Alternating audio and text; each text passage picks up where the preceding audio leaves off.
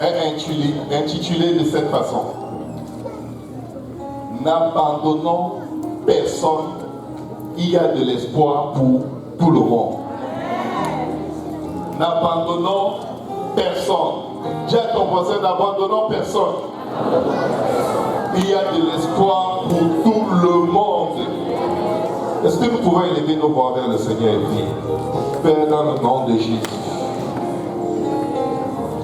viens parler au cœur de ton peuple, Seigneur. Viens parler à nos cœurs de pierre, Seigneur Jésus. Viens nous donner la perspective de Dieu, Seigneur, par rapport à notre prochain. Viens nous aider à voir, à apprécier, à remarquer combien, Seigneur, chacun de nous compte pour toi.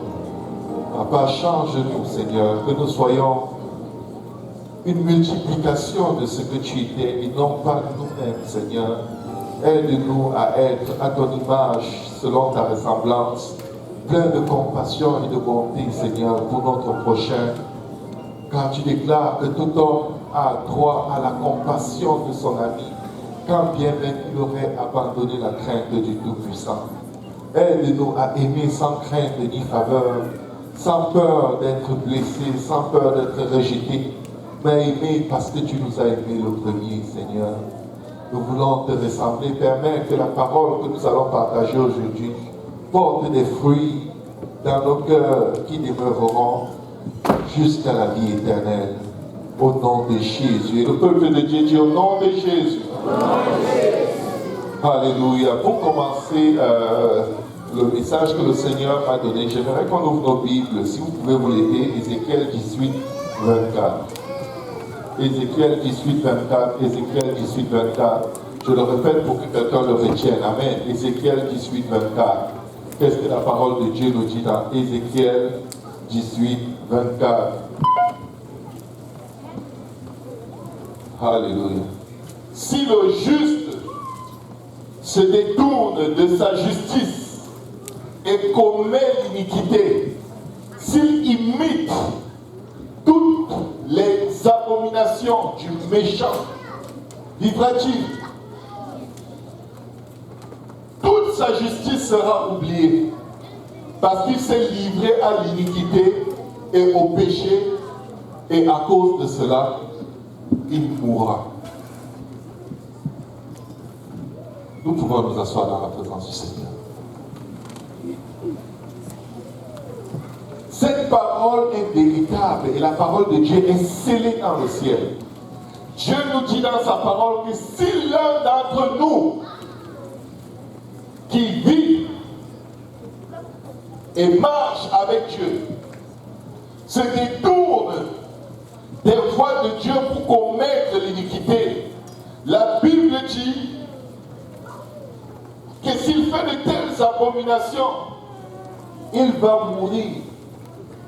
Chacun de nous a un décret, une sentence de mort qui l'attend sur le chemin de la mort. La Bible dit, j'ai mis devant toi le chemin de la vie et de la mort. Choisis la vie afin que tu vives. C'est une recommandation, mais aussi c'est un commandement. Un ordre divin. Que si tu abandonnes la marche dans la sainteté pour vivre dans l'impudicité, Dieu dit tu vas mourir. Tu vas mourir, tu vas aller en enfer. Si tu mens, tu vas mourir. Tu voles, tu vas mourir. Tu détestes ton frère, la Bible dit que tu es un meurtrier, tu vas mourir. Tu ne pardonnes pas à ton prochain, la parole de Dieu dit que ton Père qui est dans les cieux ne te pardonnera pas tes péchés, tu vas mourir. Tu détestes ton frère, tu vas mourir parce que tu es un criminel. Tu es fâché contre ton prochain, tu vas mourir. Parce que tu fâches Dieu tous les jours.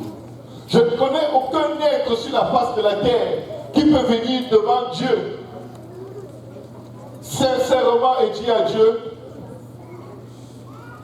je n'ai aucun péché pour lequel je dois te demander pardon, donc je suis venu te dire Seigneur aujourd'hui que j'ai assuré. Ben, bonne journée Seigneur. Je reviendrai te voir si jamais je faillis, mais je faillis jamais. Donc tu me connais. Je vais vous dire une chose, la Bible dit que tout homme est pécheur. Nous sommes tous pécheurs et la parole de Dieu déclare que nous sommes privés de la gloire de Dieu. Nous sommes privés d'avoir le droit de nous tenir devant Dieu à cause de la nature du péché qui est en nous. Et la parole de Dieu rajoute ceci. Si quelqu'un dit qu'il n'a pas de péché, il est un menteur. Et les menteurs n'hériteront pas du royaume des cieux. Il est un menteur et la vérité n'est point en lui. La Bible nous dit ceci. Galates 5,15. Or, les œuvres de la chair sont manifestes. Ce sont l'impudicité, les péchés sexuels, l'impureté, la dissolution, l'idolâtrie, la magie, les inimitiés.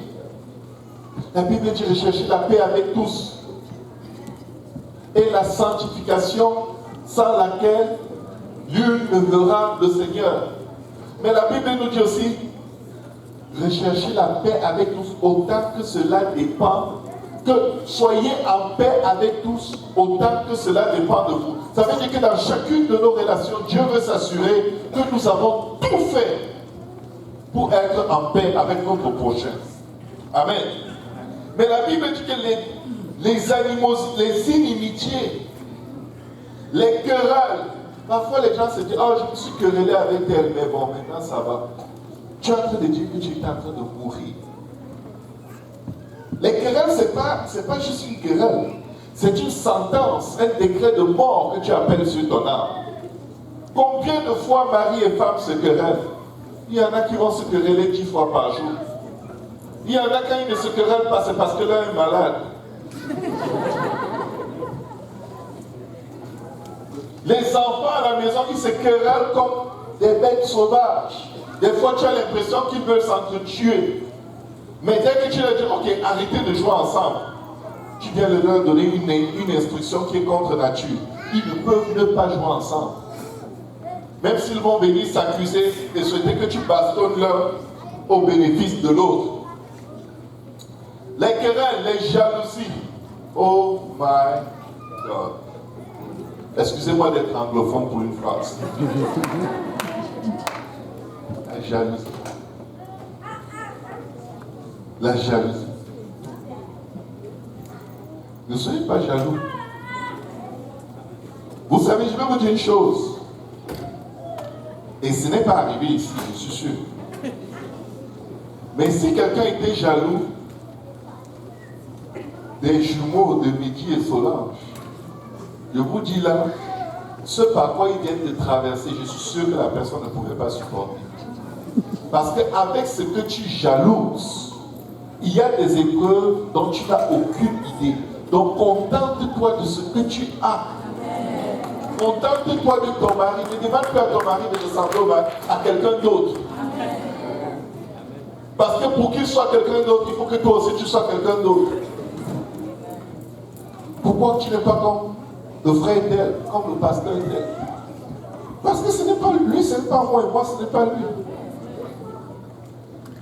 La jalousie, c'est un cancer. Et ça demande la chimiothérapie, les jeûnes et la prière. Mais oui, c'est sérieux. La jalousie tue. La jalousie est plus forte que les démons. Il n'y a aucun démon, aucune jalousie que tu chasses au nom de Jésus. Amen. Amen. Les animosités rendent le mal par le mal. Les disputes. Oh, on a eu une petite dispute. Ce n'est pas petit. Amen. Les divisions. Oh, je ne lui parle plus. Si c'est comme ça, lui et moi, ou elle et moi, c'est fini. Comme ça n'a pas l'air de bien fonctionner, comme tel est. Non, c'est fini entre nous. Dès que tu prends cette décision, tu es dans la liste. La Bible dit quoi? Les divisions, les sectes, c'est-à-dire les petits groupes. Parfois dans l'église, il y a des sectes. C'est-à-dire qu'il y a un groupe de personnes qui ont leur façon de voir comment l'église devrait aller, qui est contraire à ce que le dirigeant dit. Ça, c'est une secte. Amen. Il y a des sectes parmi vous, disait l'apôtre Paul. Il y a des groupuscules. Des gens qui savent comment les choses doivent aller, mais rien ne marche dans leur vie. L'envie, l'ivrognerie, les excès de table. Est-ce que quelqu'un ici a déjà été coupable des excès de table?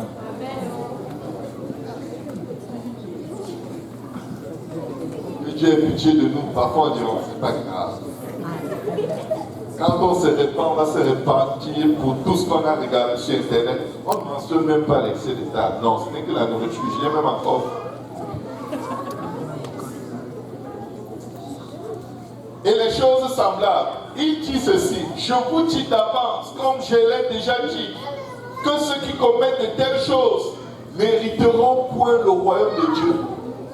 Juste dans cette liste, est-ce qu'on peut arrêter les enfants qui font beaucoup de bruit, s'il vous plaît?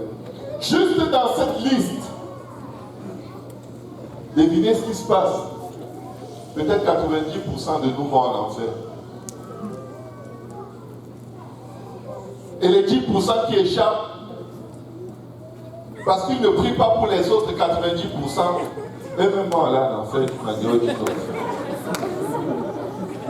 Tout le monde est coupable. Si quelqu'un dit qu'il n'a pas de péché, il est un. Et la vérité n'est point en lui. Donc si tu étais trop fier de ton jeûne et de tes prières, continue de jeûner et de prier, mais change ta perspective. Amen. Les statistiques bibliques montrent ceci. On vit dans une réalité accablante en tant que chrétien. Seulement 50% des chrétiens nés de nouveau sont en route vers le ciel. Seulement 50% d'entre nous prennent leur vie, leur marche avec Dieu au sérieux. Et 50%, ça c'est dans le meilleur des cas. Où est-ce que j'ai vu ces statistiques? C'est dans la Bible. 10 vierges, 5 sages, 5 folles. Elles n'ont pas l'air perdues jusqu'à ce que la trompette sonne. Elles prient, elles attendent aussi le Seigneur. Et elles disent, le Seigneur revient bientôt. Moi je me demande ce qui va se passer si je suis en train de dire le Seigneur revient bientôt. Alors là il y a la son de la trompette et je reste. Ce serait une catastrophe d'une autre envergure.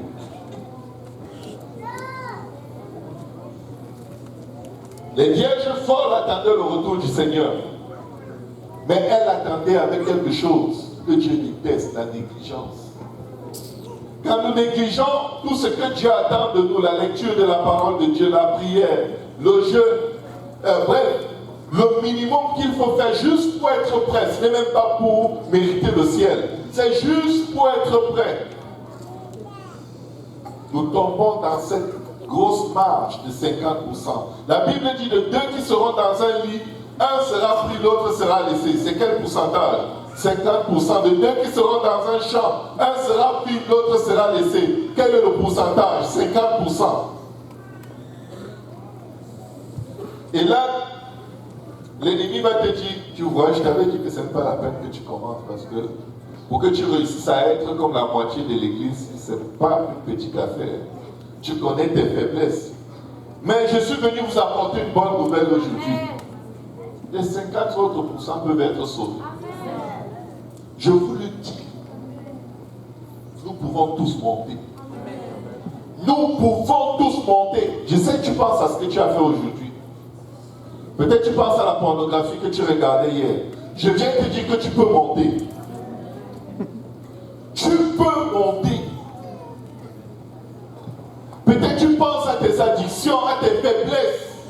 Mais je vais te dire, il n'y a aucun péché sur la face de la terre qui soit trop loin, trop profond, trop ancré dans l'âme de l'homme où le sang de Jésus ne peut pas aller.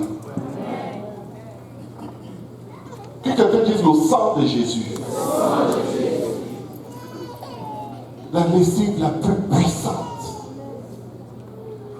qui lave jusqu'à l'âme.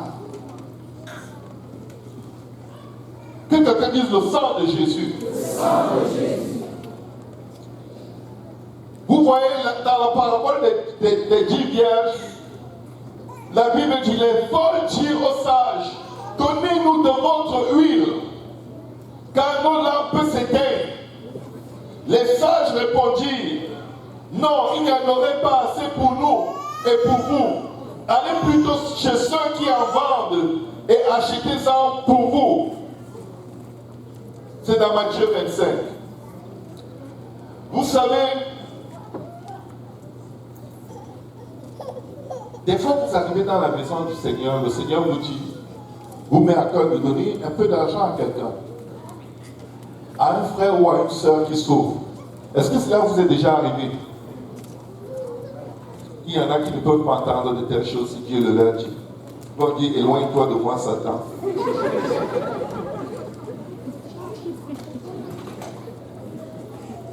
Amen. Plusieurs personnes ont déjà appelé Dieu Satan, mais ils ne savent même pas.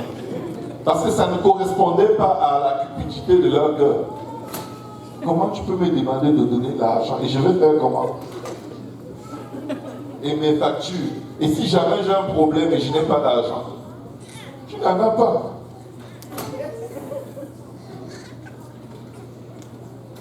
Matthieu 24, verset 35 à 42, la Bible dit, le ciel et la terre passeront, mais mes paroles ne passeront point.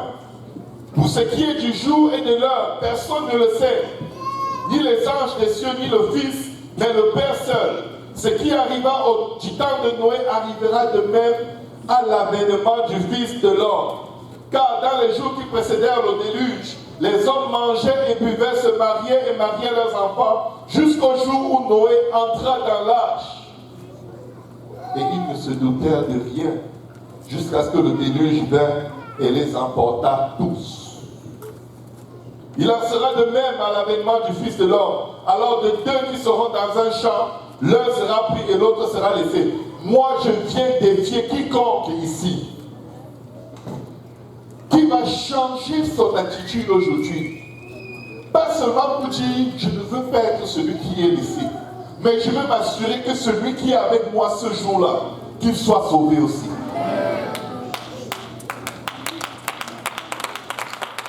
Je ne veux pas marcher avec Pasteur Luc en regardant mon frère pour qui le Seigneur est allé à la croix comme pour moi. Et en disant, ah, si tu veux, tu fais ce que tu veux. Moi et ma maison, nous servirons l'Éternel. Tu sais, moi et ma maison et toi, nous servirons l'Éternel. Et si tu ne veux pas servir l'Éternel, pasteur, je vais prier pour toi, je vais jeûner pour toi, je vais crier, pleurer devant Dieu pour toi, jusqu'à ce que tu serves l'Éternel.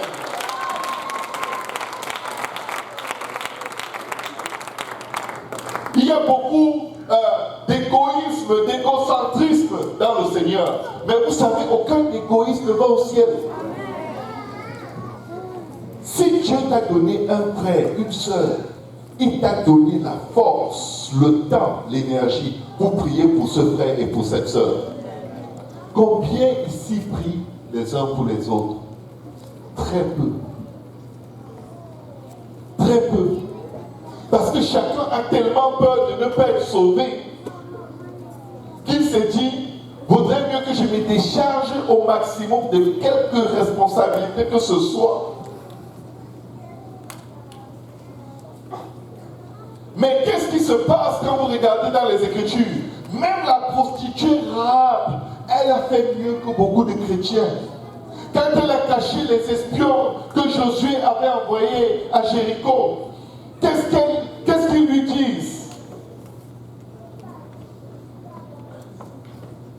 Nous allons faire une alliance avec toi. Tu ne nous dénonces pas, et quand on viendra détruire Jéricho, on ne te fera rien. Elle dit non, non, non, non, non, non, non. Ça ne marche pas comme ça. J'ai un père, j'ai une mère, j'ai des frères, j'ai des soeurs, j'ai des oncles, j'ai des tantes, j'ai des brebis, j'ai des boucs, j'ai des moustiques, j'ai des puces de vie. Tout le monde de ma maison qui est en rapport avec moi doit être sauvé.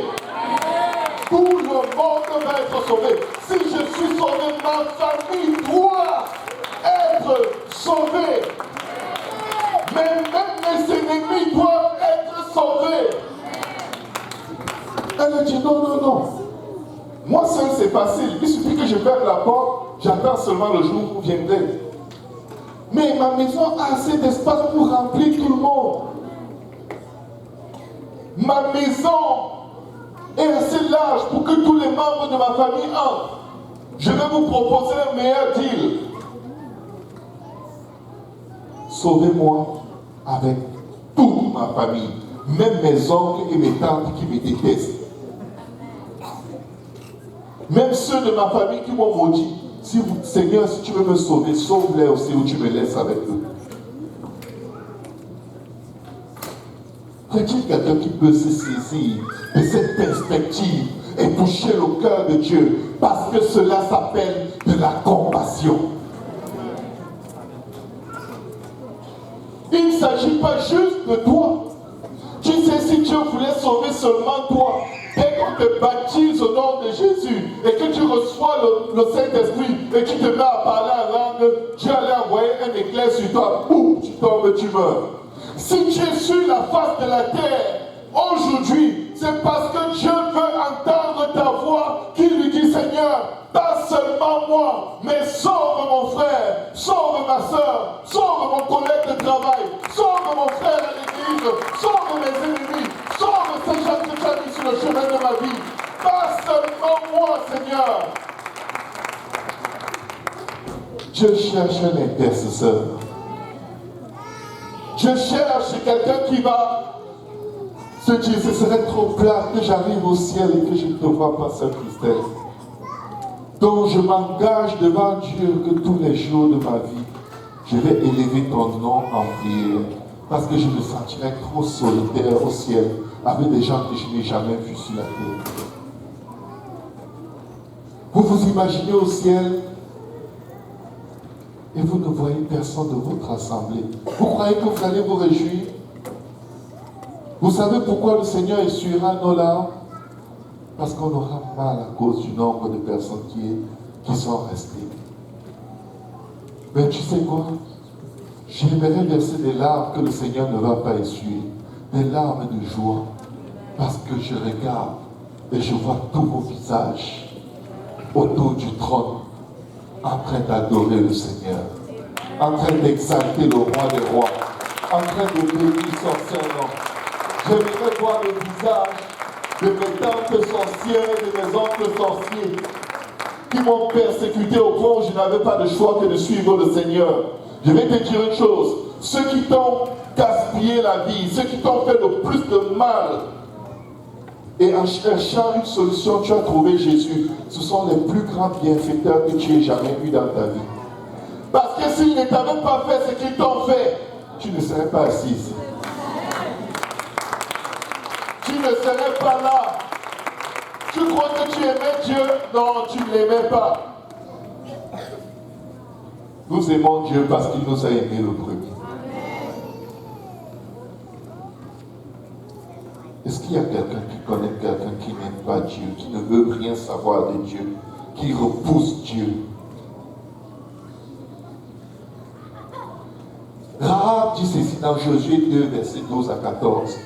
Et maintenant je vous prie, jurez-moi par l'Éternel que vous aurez pour la maison de mon Père la même bonté que j'ai eue pour vous. Seigneur, j'ai déjà fait du bien à tes serviteurs. Seigneur, j'ai déjà béni un enfant de Dieu. Seigneur, j'ai déjà aidé un enfant de Dieu. Mais Seigneur, je suis le seul sauvé dans ma famille. Papa, promets-moi que tu vas aussi sauver mes frères et mes sœurs. Souviens-toi de mon engagement dans ton œuvre. Et souviens-toi de mes parents qui périssent. Souviens-toi de leur cœur endurci. Tu as promis que tu enlèveras la pierre de nos cœurs et que tu mettras en nous un cœur de chair. Tu as promis que tu écriras ta parole dans nos cœurs et tu feras en sorte que nous gardions tes commandements et que nous observions tes lois. Peux-tu le faire pour mon Père? Peux-tu le faire pour ma soeur? Peux-tu le faire pour mon frère dans le corps du Christ qui tombe tout le temps dans la fornication? Peux-tu le faire pour ma soeur qui est addict à la pornographie? Veux-tu le faire pour tes enfants qui n'arrêtent pas de mentir, comme s'ils étaient fils du diable? Seigneur, veux-tu aider quelqu'un que je vois toujours pécher? Vous savez, si nous ne sommes pas altruistes, si nous ne pensons pas à notre prochain, nous devenons tellement égoïstes que quand Dieu nous révèle un péché dans la vie de quelqu'un, on dit amenez-le à l'hôtel. Pourquoi tu as encore fait ça? C'est facile de prêcher l'enfer. C'est facile d'annoncer à quelqu'un tu vas mourir. C'est difficile de s'agenouiller et crier à Dieu pour qu'il ne meure pas. C'est facile de condamner ton prochain. Et je vais te dire une chose.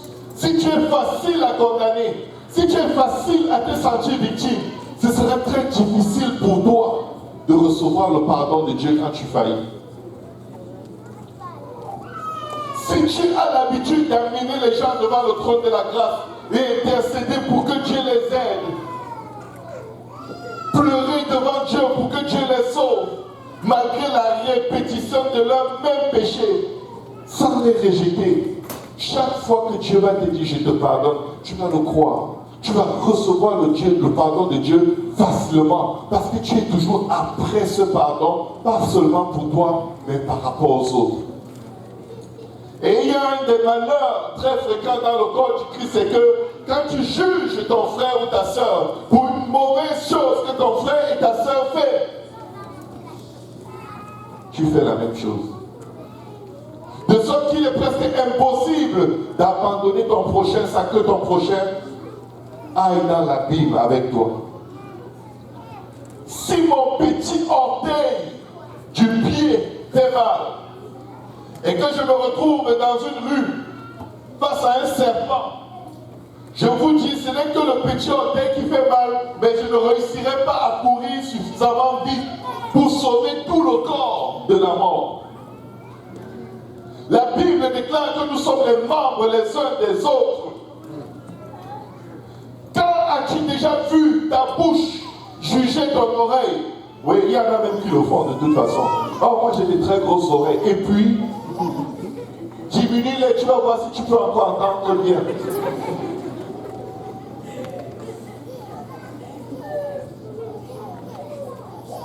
Amen. Tout ce que Dieu fait est bon. Dieu m'a donné les meilleurs des frères et les meilleurs des sœurs qui existent sur la face de la terre. Malgré leurs défauts, il faut des gens comme eux pour que je devienne semblable à Christ. C'est pourquoi Dieu dit que ceux qui aiment les divisions n'hériteront pas le royaume des cieux. Dès que tu repousses tes frères, Dieu dit, tu ne peux pas t'approcher de moi. Parce que dans d'autres domaines, cette personne que tu repousses est 1000 fois meilleure que toi. Elle a plus accès devant le trône de la grâce que toi. La Bible dit, aimez-vous d'un ardent amour. Aimez-vous les uns les autres. Ça ne veut pas dire que vous allez toujours vous faire du bien les uns les autres. Ça ne veut pas dire que vous allez toujours vivre dans la sainteté. Vous savez, c'est facile d'appliquer cette loi qui dit, si quelqu'un qui se dit frère vit dans le désordre, dans le péché, la parole de Dieu dit de ne même pas manger avec la personne, de ne même pas s'asseoir avec lui, de s'éloigner de cette personne, mais de prier pour la personne.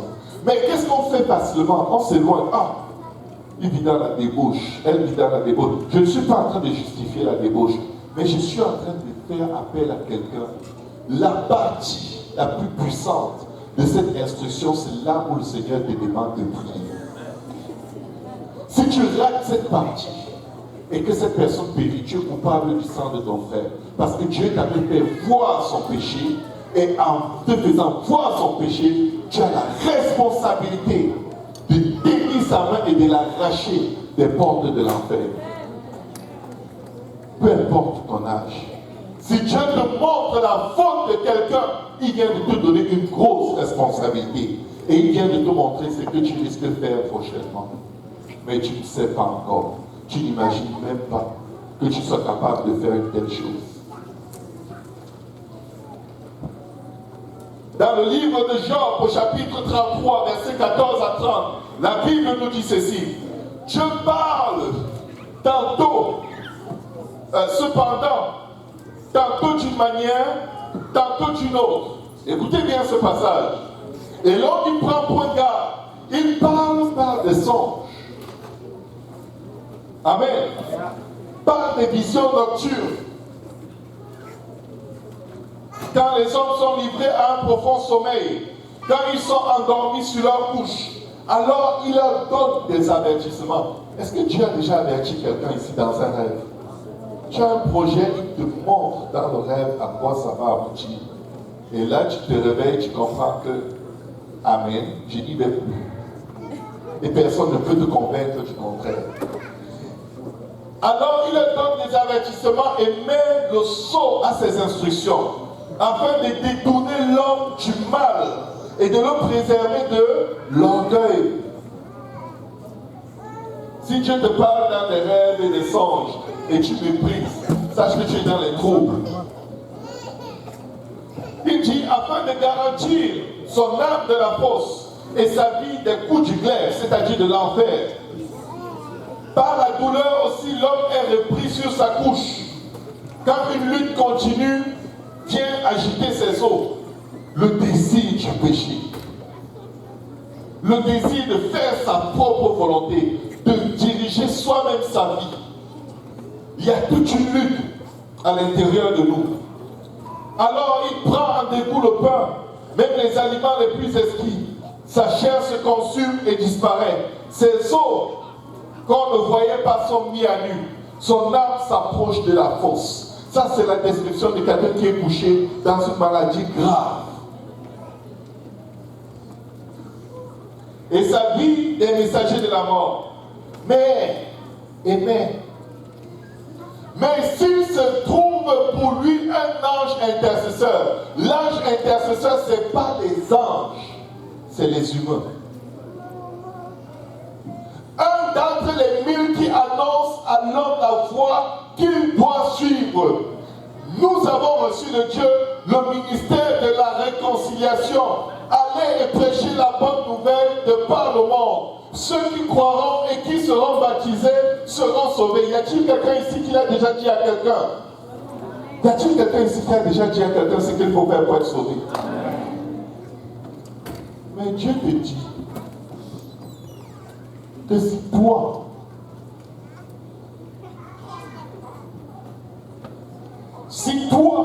qui appelles ange intercesseur,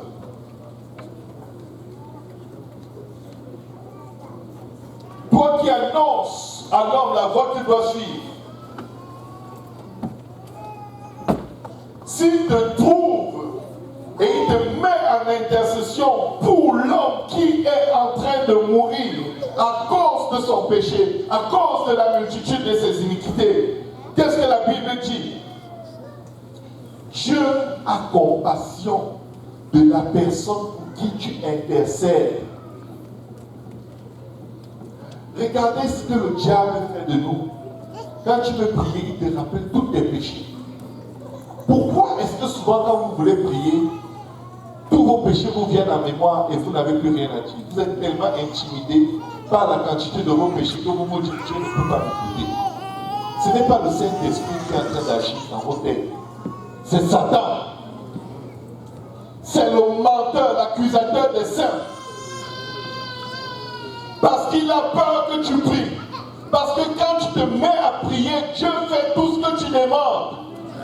Il ne te juge pas selon tes péchés. Il ne te condamne pas selon tes iniquités. Mais autant les cieux sont élevés au-dessus de la terre, autant il éloigne ton péché de toi. Autant l'Est est séparé de l'Ouest, autant il éloigne ton iniquité de toi. L'ennemi combat l'intercession. De sorte que on est tellement préoccupé par rapport à notre propre situation qu'on ne prie pour personne. Je trouve difficilement des maris qui prient pour leurs femmes ou des femmes qui prient pour leurs maris parce qu'elles sont tout le temps fâchées. Ou des pères qui prient pour leurs enfants. Les mères qui prient pour leurs enfants, on en trouve un peu plus.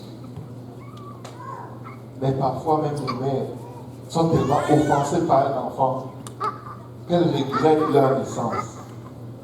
Et l'ennemi se réjouit.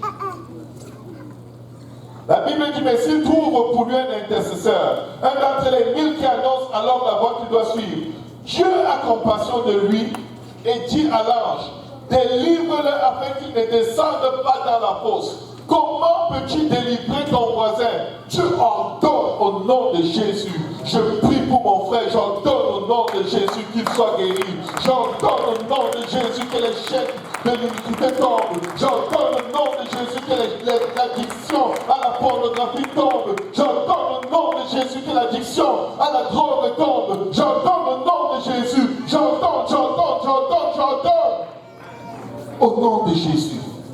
Tu as ce pouvoir. Dieu a besoin de toi. Peu importe qui fait quoi autour de toi, dans ta vie, contre toi, à la fin, ce qui compte, c'est que cette personne soit sauvée. Ce n'est pas seulement les gens qui pêchent contre Dieu. Qu'en est-il quand quelqu'un te blesse profondément, quelqu'un t'escroque, quelqu'un te déçoit, quelqu'un te calomnie et tu as l'impression, tu as tellement mal que tu as l'impression que tu vas t'écrouler et mourir. Tu as une douleur tellement profonde face à cette déception que tu souhaites qu'on aille directement t'enterrer. Tu ne veux plus voir la lumière du jour. Dieu dit, ressens tout ce que tu peux ressentir. C'est légitime. Fais tout ce qu'il faut faire pour que cette personne soit sauvée. Pourquoi? Est-ce que c'est juste? Oui, c'est juste. Ésaïe 53 dit, c'est de nos douleurs qu'il s'est chargé. Alors un peu dans Ésaïe 53, s'il vous plaît. Qui a cru à ce qui nous était annoncé? Qui a reconnu le bras de l'Éternel? As-tu déjà reconnu le bras de l'Éternel dans une douleur que tu vis à cause de quelque chose que quelqu'un a fait ou dit? Non, jamais, ce n'est pas l'Éternel, c'est le diable. Verset 2. Il s'est élevé devant lui comme une fleur de plante, comme un rejeton qui sort d'une terre desséchée. Il n'avait ni beauté ni éclat pour attirer nos regards, et son aspect n'avait rien pour nous plaire. Verset 3. Méprisé. As-tu déjà été méprisé? Abandonné des hommes. As-tu déjà été abandonné des hommes? Homme de douleur, habitué à la souffrance. Est-ce qu'on t'a déjà fait mal? Est-ce que tu as déjà ressenti la douleur à cause de l'action d'une action d'un homme? Semblable à celui dont on détourne le visage. Est-ce que les gens t'ont déjà ignoré? Nous l'avons dédaigné et nous l'avons fait de lui aucun cas. Es-tu déjà retrouvé dans une situation où tu es dédaigné? On ne te considère même pas. On réagirait plus si tu fais un gaz que si tu es là. Verset 5 et verset 4. Mais qu'est-ce qui était en train de se passer? Cependant, ce sont nos souffrances qu'il a portées. Écoute, c'est sûr que tu es très fâché de quelqu'un en ce moment, peut-être. Et que vraiment tu as déjà dit, ça n'est assez de ce que tel ou tel t'a fait. Mais regarde, Jésus a porté tes souffrances. Le châtiment que tu mérites à cause de tes péchés, Jésus l'a porté sans avoir aucune garantie que tu allais le suivre. Ce sont ces souffrances qu'il a portées. C'est de nos douleurs qu'il s'est chargé. Et nous l'avons considéré comme puni, frappé de Dieu et humilié. Mais regarde, mais il était blessé pour nos péchés. Parfois tu vas être blessé à cause du péché de ton frère. Brisé pour nos iniquités. J'ai vu des gens souvent ici dans la maison de Dieu, ils ont été tellement malmenés qu'ils ont le cœur brisé. Mais regardez ce qu'il fait. Le châtiment qui nous donne la paix est tombé sur lui. Et c'est par ces meurtrissures que nous sommes guéris. Plus il avait mal, plus son intercession pour nous avait de la puissance. Je vais te dire, si tu tu veux voir la puissance de la prière, commence à prier pour ceux qui t'ont vraiment fait mal. Tu sais comment te débarrasser de tes ennemis? Prie que Dieu les sauve. Ils deviendront tes meilleurs amis. Les geôliers qui surveillaient Paul en prison, ils étaient convertis toutes les 40 minutes. Tu as trop fouetté, torturé Paul. Tu sors de là chrétien, rempli du Saint-Esprit. Et c'est par ces meurtrissures que nous sommes guéris. Tu sais, des fois quelqu'un va tellement mal et tu ignores tellement la personne.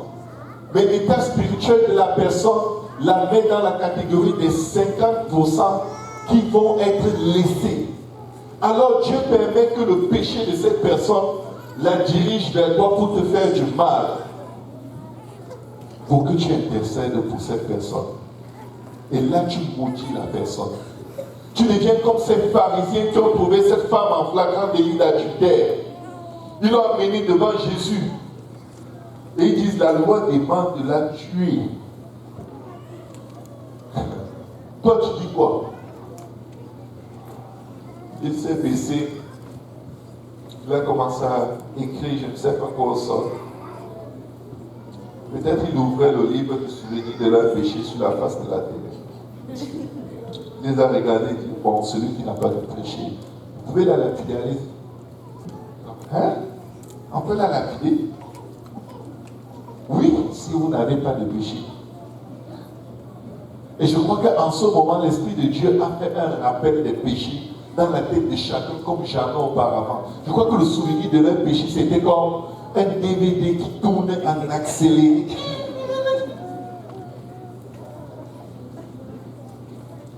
Et là, chacun fait comme ça. Non, je n'étais pas parmi vous. Ils ont tous fui. Vous savez ce qui se passe dans la maison de Dieu? Il y a plus de lapideurs que d'intercesseurs. Dieu te montre la faute de quelqu'un. Le propriétaire de Facebook, tu partages avec lui. Oh, prions pour tel parce que Dieu m'a révélé que tu mets dans ta page Facebook, ou sur WhatsApp, ou sur Viber, ou sur Imo, ou sur Instagram, ou sur Twitter. Tu tweets le péché de quelqu'un, on tweetera ton péché aussi.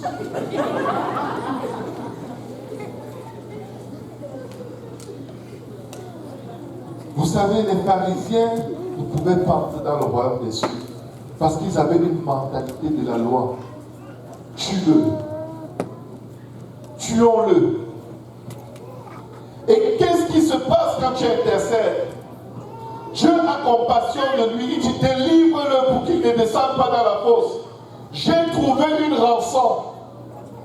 Dès que tu intercèdes pour quelqu'un, le Seigneur va vers la rançon. Et la rançon pour nos âmes, c'est... Quelle est la rançon pour nos âmes? Le sang de Jésus. Dès que tu intercèdes pour quelque être humain que ce soit, le sang de Jésus est déclenché pour sauver cette personne de ses péchés. Regarde ce que l'intercession déclenche comme puissance. J'ai trouvé une rançon et sa chair a plus de fraîcheur qu'au premier âge. Il revient au jour de sa jeunesse. Écoute bien, non seulement Dieu va guérir la personne, Dieu va restaurer la personne. La personne va revenir dans son bon sens. Mais regarde encore, la personne va se repentir. Qu'est-ce que la Bible dit par la suite? Il revient au jour de sa jeunesse. Il adresse à Dieu sa prière et Dieu lui est propice. La Bible nous parle de quelqu'un qui était en train de mourir. Et quelqu'un a dit, tu ne mourras pas, tu vivras.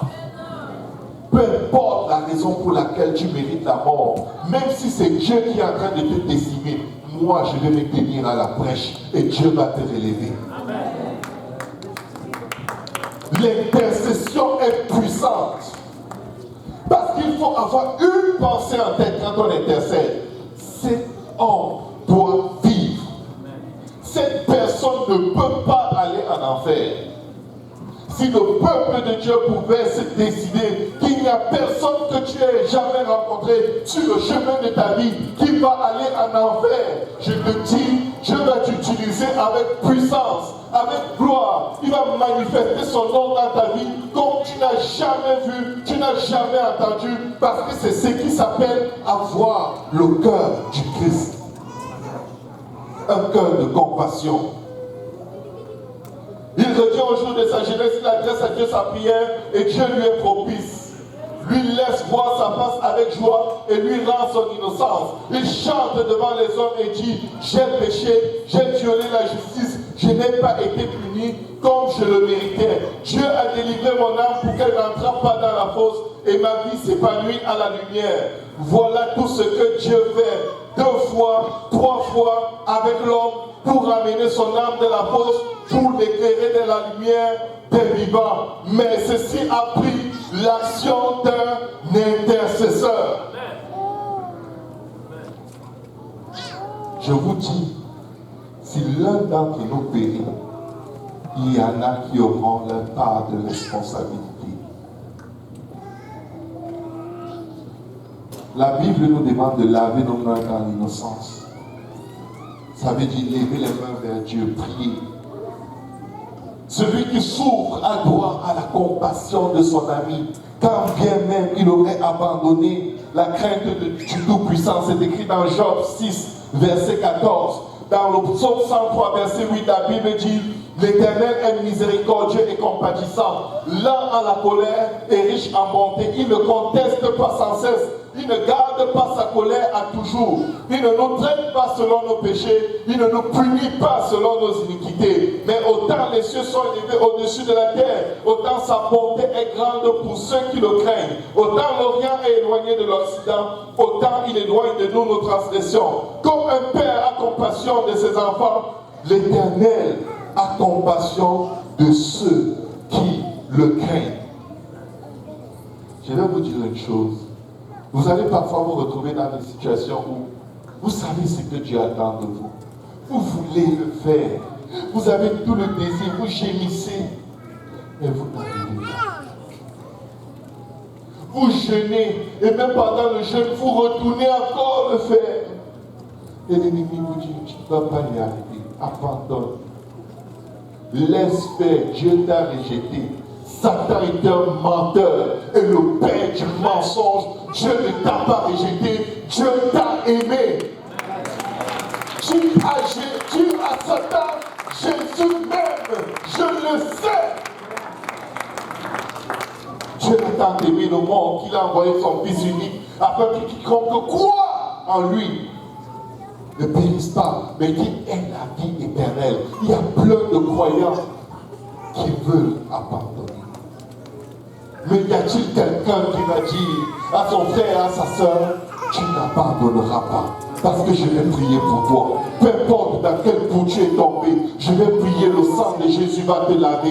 Tu vas être lavé, tu vas être purifié, tu vas être sanctifié au nom du Seigneur Jésus et par l'Esprit de notre Dieu, parce que je vais intercéder jusqu'à ce que ça s'accomplisse.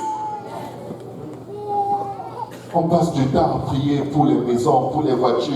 Tu pries pour un emploi alors que tu vas vers un emploi où tu auras un employeur persécuteur, oppresseur, un dictateur qui va couper ton salaire comme et quand il veut, te sanctionner même quand tu n'as rien fait. Tu jeûnes pour cet emploi, mais tu ne peux pas le faire pour ton prochain. Comme un père a compassion de ses enfants, l'Éternel a compassion de ceux qui le craignent, car il sait de quoi nous sommes formés. Il se souvient que nous sommes poussière. Tu ne peux même pas bâtir une maison avec de la poussière. La poussière n'est bonne à rien. Mais que Dieu est amoureux de cette poussière que nous sommes. Qu'est-ce qu'il nous aime? Qu'est-ce qu'il nous aime? La Bible dit dans 2 Pierre 3,9, le Seigneur ne tarde pas dans l'accomplissement de la promesse, comme quelques-uns le croient, mais il use de patience envers vous, ne voulant qu'aucun périsse, mais voulant que tous arrivent à la repentance. Y a-t-il quelqu'un qui veut se repentir? Y a-t-il quelqu'un qui veut dire à Dieu, pardonne-moi, tu sais de quoi je suis fait, tu sais que je ne suis que poussière, permets que ton sang coule et me lave encore. 1 Timothée 2, 3, 4, la Bible dit, cela est bon et agréable devant Dieu notre Sauveur, qui veut que tous les hommes soient sauvés et parviennent à la connaissance de la vérité. Dieu est passionné des pécheurs qui se répandent. Dans un instant de colère, il dit dans Ésaïe 54, verset 8, dans un instant de colère, je t'avais un moment dérobé ma face. Mais avec amour éternel, j'aurai compassion de toi. Arrête d'écouter le diable qui dit que Dieu va te punir, Dieu va te frapper, Dieu va te tuer. Oui, il va le faire si tu ne te répands pas, mais ce n'est pas ce qu'il veut faire. Il veut que tous soient sauvés. Il veut que ton pire ennemi soit sauvé. Y a-t-il quelqu'un qui va demander de la compassion à Dieu? Aie compassion pour toi-même, arrête de te condamner. La Bible dit que même si ton cœur te condamne, l'Éternel, ton Dieu, il est plus grand que ton cœur.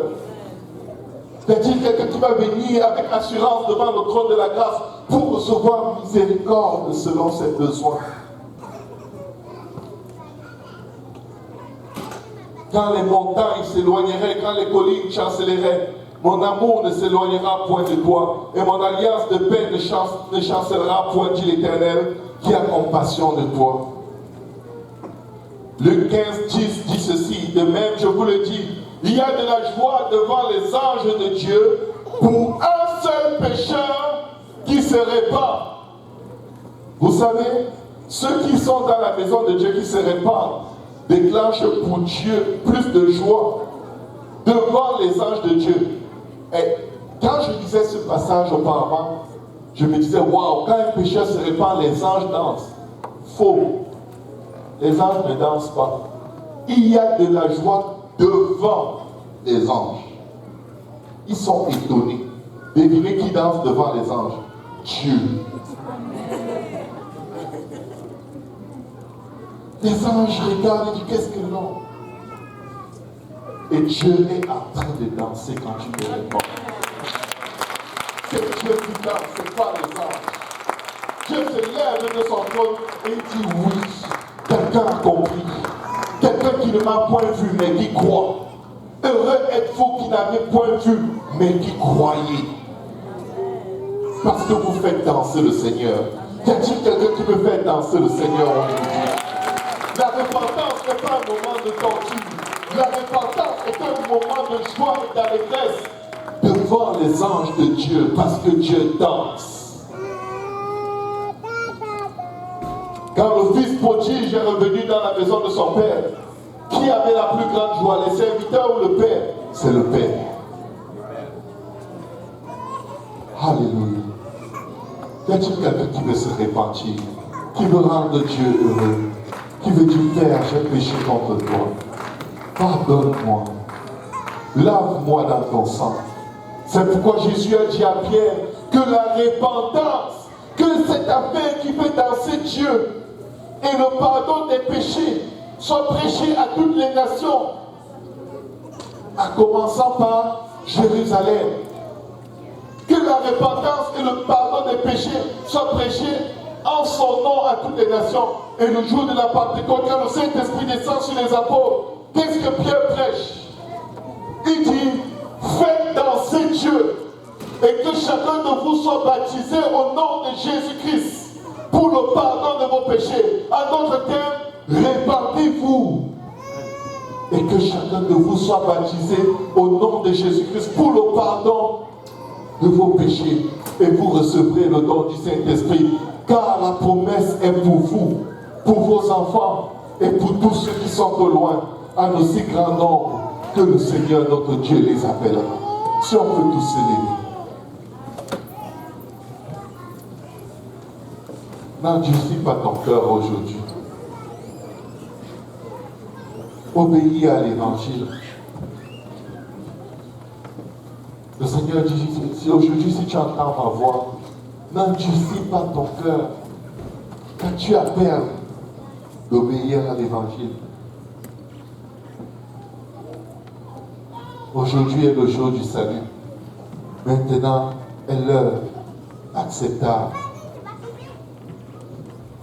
À la fin de toute chose, Dieu désire une chose, c'est que chacun de nous soit sauvé.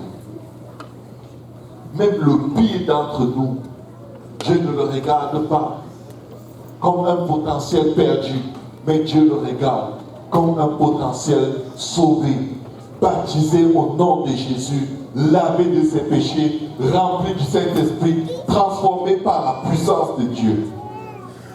Est-ce que c'est comme ça que tu vois ton frère et ta soeur? Est-ce que c'est comme ça que tu te vois toi-même? Si on peut tous s'approcher, nous allons prier en ce moment.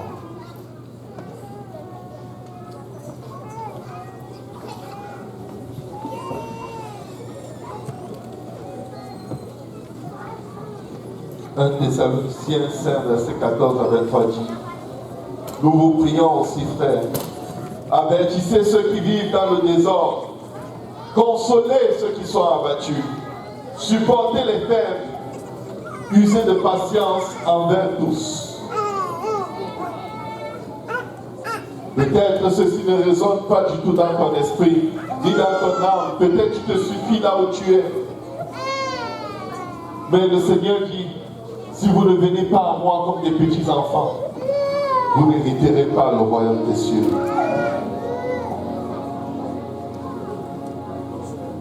Les petits enfants obéissent quand ils reçoivent une instruction. Si vous n'êtes pas humble comme ces plus petits, vous n'hériterez pas le royaume des cieux. Dieu ne désire qu'aucun de nous périsse, mais que tous nous parvenions à la repentance. Aujourd'hui, si tu veux être lavé de tes péchés, nous avons les eaux de baptême, nous avons des vêtements de rechange, l'eau est chaude. Tu peux permettre à Dieu d'écrire ton nom dans le livre de vie. En te repentant de tes péchés et en te faisant baptiser d'eau au nom de Jésus-Christ pour le pardon de tes péchés. Et le Seigneur promet que tu recevras le don du Saint-Esprit. Car la promesse est pour toi, pour tous ceux qui sont loin, en aussi grand nombre que le Seigneur notre Dieu les appellera. Donne une chance à Dieu de te sauver. Donne une chance à Dieu de te laver. Donne une chance à Dieu de te pardonner. Comment pourrons-nous échapper si nous méprisons un si grand salut? Si nous foulons au pied le sang de la rédemption qui a été versée à la croix pour nous? Permets au sang de Jésus de te délivrer.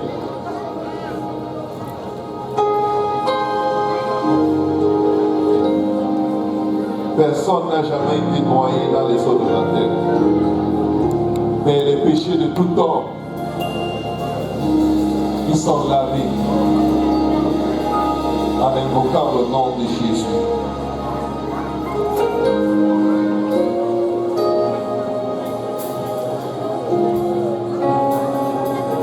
Nous allons nous réjouir alors qu'une personne s'avance pour être baptisée au nom de Jésus. Alléluia. Si vous êtes ici aujourd'hui, ne sortez pas de ce sanctuaire sans entrer dans cette nouvelle alliance qui est faite pas avec le sang des brebis et des boucs, mais avec le sang de Jésus. Et le sang de Jésus est appliqué sur vous, alors que le nom de Jésus, le nom qui est au-dessus de tout nom, est invoqué sur vous dans les eaux de baptême.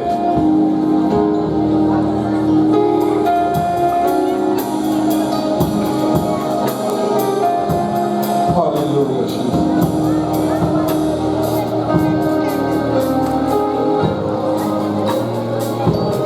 Alléluia. Alléluia. Vous pouvez prier pour votre voisin. pour quelqu'un autour de vous maintenant. Intercédez pour quelqu'un, ne soyons pas spectateurs. Utilisons la puissance, le pouvoir de la vie et de la mort que Dieu a mis sur nos langues maintenant. Et prions pour quelqu'un près de vous. Dieu va délivrer la personne, ordonner la délivrance de la personne, ordonner la guérison de la personne, ordonner la vie dans la personne, ordonner la repentance dans la personne. Prions pour quelqu'un près de nous maintenant. Au nom de Jésus, au nom de Jésus, au nom de Jésus. Utilise ton pouvoir d'intercesseur maintenant. Au nom de Jésus. Ton voisin peut être sauvé. La personne à ta gauche, à ta droite, devant toi, derrière toi, peut être sauvée si tu ouvres la bouche. Et tu cries à Dieu en sa faveur. Jésus, fils de David, aie pitié de mon frère, aie pitié de ma soeur, aie pitié de moi.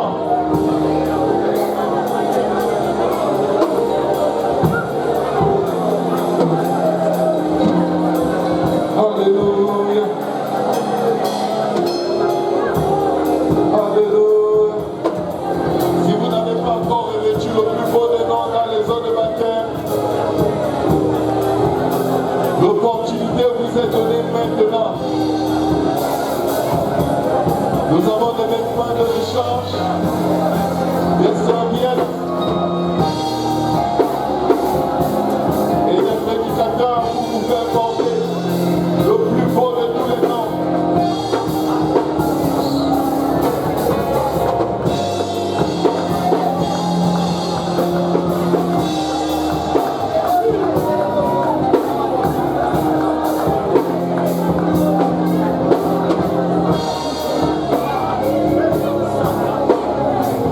Alléluia.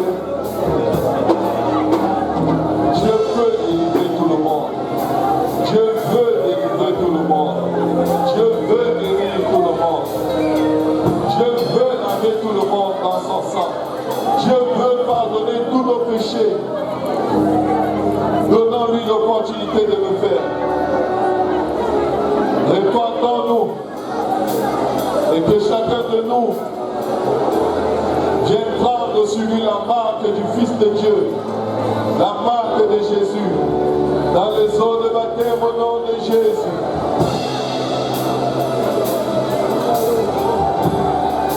Si cette parole n'a pas de résonance pour toi, elle l'a certainement pour quelqu'un.